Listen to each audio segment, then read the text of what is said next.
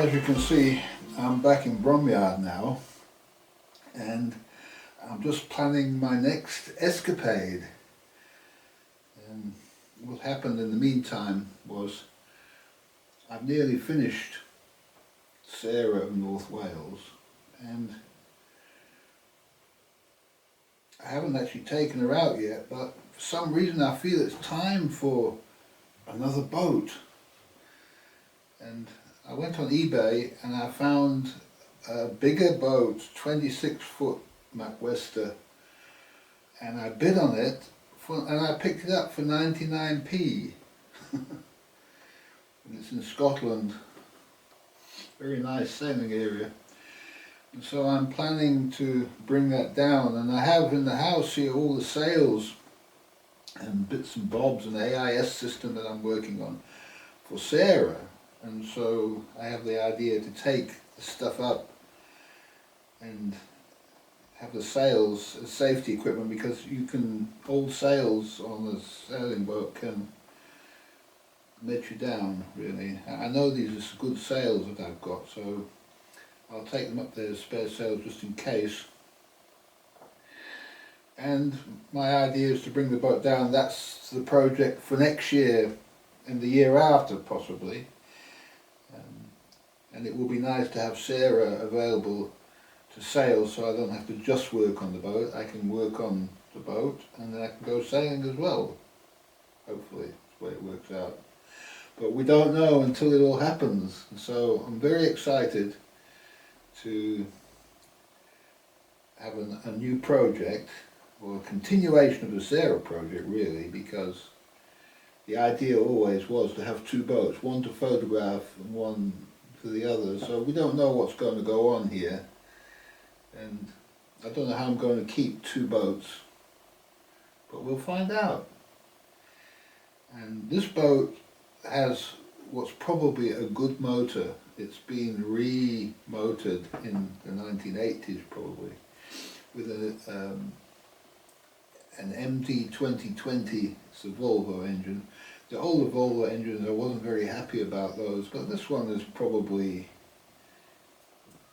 you know, if it's running alright, it'll be okay. Yeah. So, that's the state of affairs as it stands now. But, I made this video of the recent work I did on Sara, so that's what you're about to see, is all the work that I've done getting Sara ready for this year's sailing trip, which my lady Elizabeth is coming over from Germany, and we're hoping to sail this boat up to Scotland. And this will be good for me to go up to Scotland now, to Loch Craignish, which is at Ardfern where the boat is, and sail it down. So I've got some experience of what Scotland is like. I know before I take my lady up there, it'd be good. Yeah, so it's an interesting thing. And so I'm going up in my car, I'm going to leave my car there, I'm going to come back down, I'm going to launch Sara and pull this one up into Sara's place on the hard, and then I'm going to finish Sara on the water and get her all working properly and be sailing from that point onwards through the testing of the electric motor and everything, and then sailing it up to Scotland. And Elizabeth's going to meet me in Troon, I think it's called Troon. It's the biggest yacht marina base near Glasgow, I think it is the Clyde. Is it the Firth of Clyde? I don't know what they call it. But the entryway to the Clyde. This area of sailing, it covers this area. And so that's the plan. And by the time Elizabeth gets on the boat, I should be fully back into sailing, well experienced, handling all the new systems on board Sara, and I've fixed all the little gremlins that might come up. Okay, so without any further ado, here is the renovation pictures from the recent work in North Wales.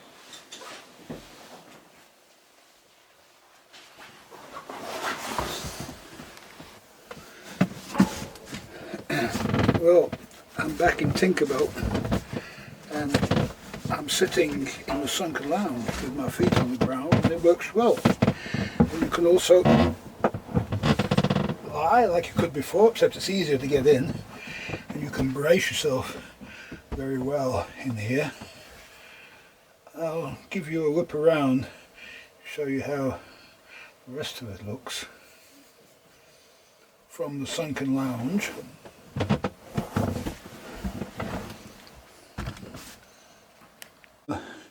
There was a camera position. As you can see, here I am lying in the sunken lounge. There's a little table with a good place to put your coffee cup, and you'll see all the batteries are still in good condition. Nothing untoward happened with the solar power, so we've got quite a few volts there, and seem to have kept the batteries good over the winter.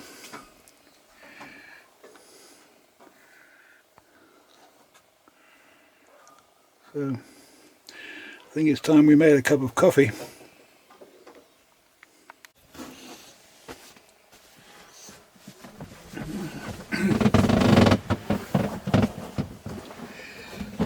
We've got our cup of coffee now. And everything has to be slowly at first. One of the things I'm doing here this time is fixing my anchoring system up. And I have two anchors. One anchor's really big. I wasn't sure what I was going to do with this anchor, but today when I walked into town, I got the idea to walk into town. Instead of going where I thought I was going, I walked right, and I turned right, and I walked to the sea, and there was a big buoy that you'd use, a mooring buoy, a great big one, a full-size mooring buoy, just washed up on the beach. And it's funny because where it was washed up is where I had a good idea to moor the boat on an anchor. And there's a couple of boats moored up there on the anchor too. So now that I've got a dinghy, I can do that.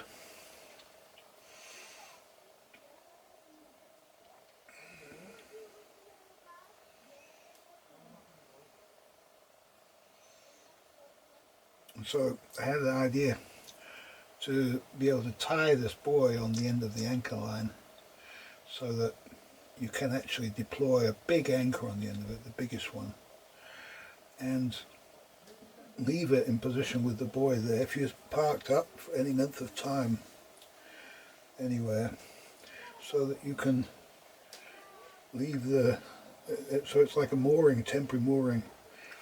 You can put the anchor down with the buoy on and just take your tour around. Or if you got your anchor stuck, you'd be able to just let it go and come back and get it at a more favourable conditions, something like this. If you had to duck and run, you couldn't, the conditions were so bad that you couldn't get on the foredeck to get rid of the anchor, pull the anchor up. So it's funny how things work out, but it's the same place. Last time I came here, I also went to the same place and I found a very nice piece of wood that will be suitable for the legs. I have legs that go on either side of the boat so that it can dry out. It can stand on its keel and not topple over.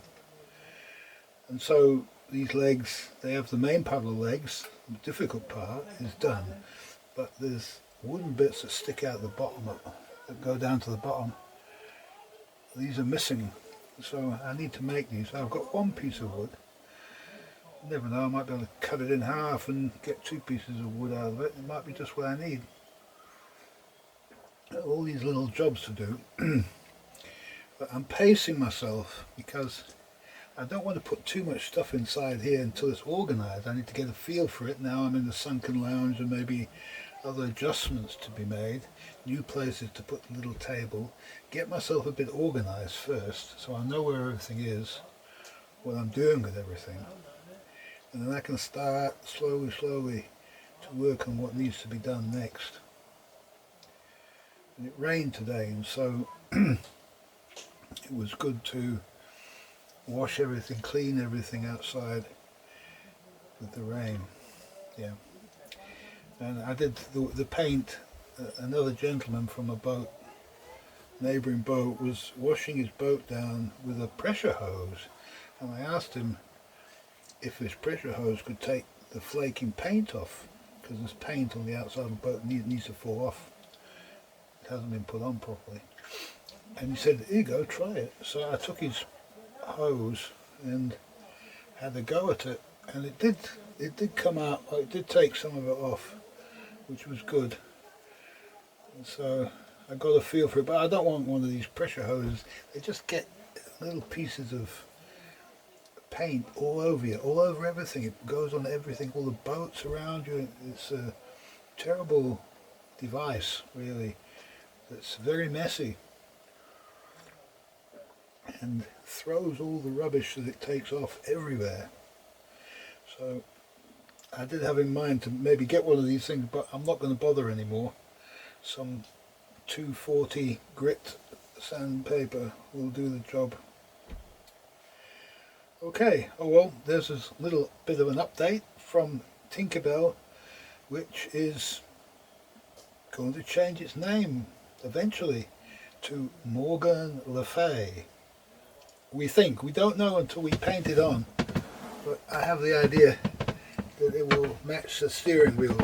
I have the steering wheel housing is one of the next things I need to do to put on, so that I can start finishing off inside. Okay.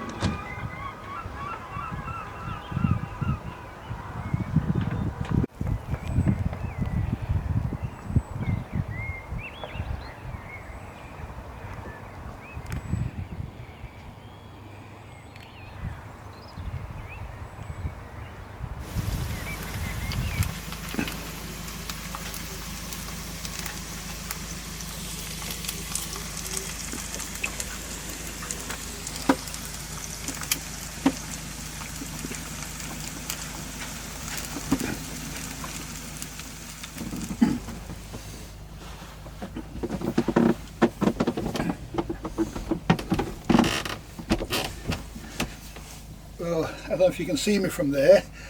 I better check.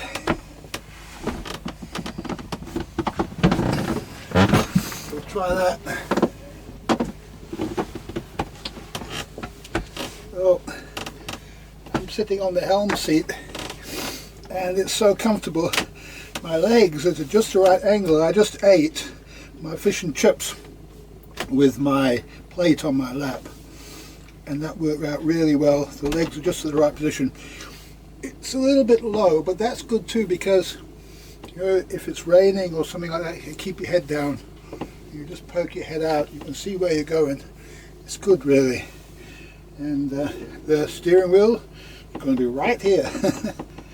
This is just going to be great, because sometimes it gets can get a bit bad weather, and you don't want to be sitting out there with no protection on the helm, and so you can then be steering here without worrying too much. I'll probably eventually put a little cover on here. At the moment, we're just moving forward. I did quite a lot of painting today, and there's just one piece of the top left to paint, which I'll probably do tomorrow if there's enough paint, and then just the side decks, very small amount there. So I'll probably run out of paint before I get to those. Maybe not. So it's very good, and I've started to scrape the paint on the whole sides, which was falling off, and it's coming right off really easily, and the scraper takes it off. There's a good surface underneath there for a primer to go onto, and so I'm going to be painting that as well. I need to get the paint, so I have to find a way to order that online and have it delivered here. So that's my next thing I have to do, which I'll be doing tonight, hopefully.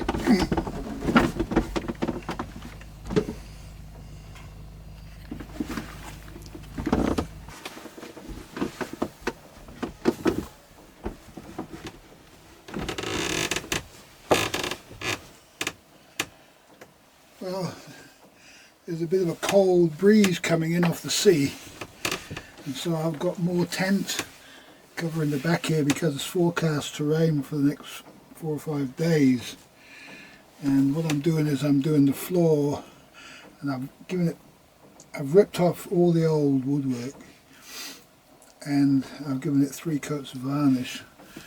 And that's dry now, so it's ready to have the floor like this rubbery plasticky stuff, quite thick I think it is, the deck grip that gets stuck down on there. So I'm ready for that. If it rains and stuff arrives, then I've got something I can do in here. Otherwise I've been varnishing, and I'll just work my way around the whole inside. I've got varnishing to do, I've got painting to do, and it slowly it really takes it out of me, the energy, takes the energy out of me, getting in and out of the boat, messing around, and especially with the painting, scraping paint off the side of boats. It's pretty energetic work for somebody who's been sitting around with a computer. So I do a little bit of it, and then I've got to take a rest of my hands, recover, and so on. But I'm working on many fronts at the moment, so all of the top deck is now painted, and I'm doing some of the metal work that I painted already. I'm doing it again where it's more prone to corrosion at the front. I've painted that with a anti-corrosion paint, and I'm going to paint another coat of the silver on top of that. And the anchors are all done. I've got one of the big anchor mounted there, and I've also put the new dinghy in place on the front. I'll show some pictures of that in place. And yeah, it fits perfectly. And I found 2 big objects, I'll show you to them when I've mounted them, that will be perfect mounting for it on the deck. And leading from that, I want to put some, also from those tie downs, I want to put coming back over the top of the cabin roof, somewhere where I can clip a lifeline onto. I'm going to do away with most of these wire guardrail things that run around the side of the boat. They just get your feet all tangled up in it. If you try to move somewhere, you've got to get to the front of the boat in a hurry because something's happening quickly. You need to get to the front. You can't because there's a danger of the feet getting caught in the wire.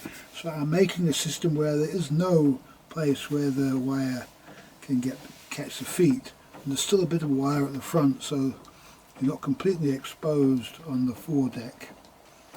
And I'll take some videos of that. When it's finished, I'll take some videos of that and show you what I've done. And so yeah, the dinghy's looking good up there.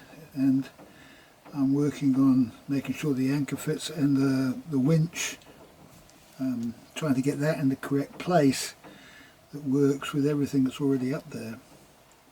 It's funny how things come to you, because they have these metal objects, all these different fittings for look like to tie things to on the bow. Turns out that they're all for one thing, one anchor. And I walked around the dock at low tide today, and all the boats were, down. You could look down onto the decks of the boats, and there was one that had an anchor mounted using the special hardware, and a plough anchor it is. And I said, so that's, I couldn't work out which piece of the deck mounting hardware went with what part of the anchor. And then I saw it all. So when I came back here, I thought, I wonder if it fits my anchor and which anchor it fits. So I've got two anchors. One is the main anchor that goes on the front, and the other is a spare bigger anchor, and it fits the bigger anchor. So the bigger anchor is able to go down and tie down beautifully onto all the special mounting hardware. So I've got that tied down now. One thing I did notice is it may be a little bit restrictive. The chain may have to go over the top of the anchor to go to the windlass, but that might be okay too, because it'll stop the deck getting ground up if there's any possibility. I don't think so. I think because the chain, it comes over the top of the windlass, it rises up a little bit, so it may just clear that. Now, I need to make sure when I fit the windlass that I get it in exactly the right position relative to all the other deck mounting gear and everything. And so I'm taking that slowly. I'm doing painting still. Then I've got my new bow roller to fit, the repaired bow roller, and then I'll put the anchor system in over the front of the boat, and I'll wind it in before I mount it, just to make sure that it's all in the right place. It's actually going to work before I put the 4 bolts in and drill holes that I won't be able to change once I do that. So everything's pretty good. I keep thinking, oh, it's taken a long time, but a month is a long time, I suppose, and so we have months really of summer left. So we've got the whole of May, the whole of June, part of July. You should be able to get through quite a bit of boat work in that time, and there's loads of things that need doing, loads of things that I'm not happy with. I need places to put all sorts of stuff that I haven't worked out exactly how I'm going to store. Fine-tuning many places, so where everything goes, just a matter of working out. I did have a big luck. I went to, it's funny how things work out in the universe. If you're open to what the universe wants you to have, you always get the right thing. And I went to Aldi, and my pot got my frying pan got mouldy, and this frying pan, it's only a small pan and it's handle heavy, and so it's dangerous because it can fall off. And so I thought, what can I get at Aldi? And I saw this pot, but it's a big square one. I thought, do I need a big square one? I thought, well, if I'm cooking for 2, I'm going to need to cook more, so maybe it's okay to get it. And I wouldn't have chosen square. If they had a round one, I would take a round one, but it's square. And the funny thing is the corners of the square actually fit perfectly into 4 seating position ring holders on the stove. So I thought I was going to have to put some special support for the fry pan so it didn't get thrown all over the place. But it's not, it's just going to sit here perfectly held. It's a perfect size. Isn't it funny how things work out like that? And I didn't even realise that these little notches were there and were designed this way to hold this size of fry pan. So, and it's been very good. It's I've been filling it just for one, so it'll be a matter of 1 course, 2 courses if Elizabeth is here, because there's you can fill the pot, but you can do fish and chips or fried bread, egg, baked beans, or whatever. You can do a kind of a mixed grill all at once in this thing, and the chips cook beautifully. And so yeah, I found that you can buy a packet of frozen chips, not put it in the freezer, just let it defrost and just add them to your meal. And they don't go off. They probably keep for a week more, probably 2 weeks out of the freezer. I don't know. So once I open the packet, I tend to move through it. Every day I have a few chips with my mixed grill. I'm a man, so if I've got to cook for a lady, I can get a little bit more creative. But if it's just me, it's just whatever's the easiest, I'm afraid. Okay, so we're in this lovely spot. It's been nice meeting the people here. I've had some little helpers sent to give me advice what not to do as much as what to do. And yeah, the guy in the boat next to me, he's a professional. He does this kind of work for a living. And so when it comes to what I need, what size grit of sandpaper, he's there, you know, 250 for that. Have you got any 80 grit? Here's some 1200. He knows everything. And I was going to polish the fiberglass on the top of the hull. There's only a little bit of fiberglass left. Most of it's been painted. And he said, first of all, do it with this 1200 wet and dry paper. Wow, we don't need to polish it, this is good enough. And it took all the little marks off, all the bad stuff, and there was some damage when I got here on the boat. I had a flapping, loose tarp flapping, and it put like a silver mark all over the new paintwork and all over the fiberglass. And I just rubbed that with some 1200 and it was just off, just like that. It came clean perfectly. So wow, this is the stuff. And where have you got a little bit of paint that you've accidentally 5 years ago managed to get onto the gel coat, it just comes off. And so you probably can't see anything there. But before I shut down, I'll give you a quick whoop over what's out there, and you can see the state of things there.